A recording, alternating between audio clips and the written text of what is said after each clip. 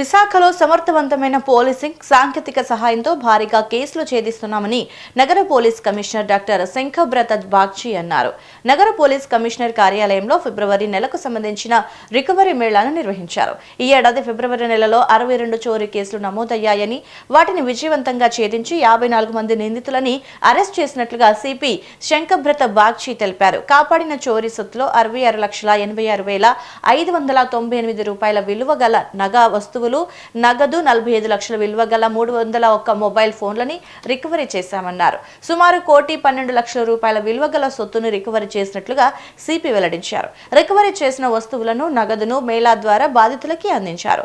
నేర నియంత్రణకు అవగాహన కార్యక్రమాలు నిర్వహిస్తూ రాత్రి వేళల్లో గస్తీ నిర్వహణను మరింత పటిష్టం చేశామని తెలిపారు.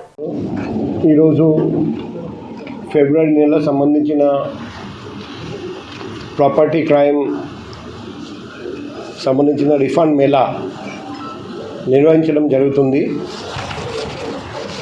ఈ పోయిన నెలలో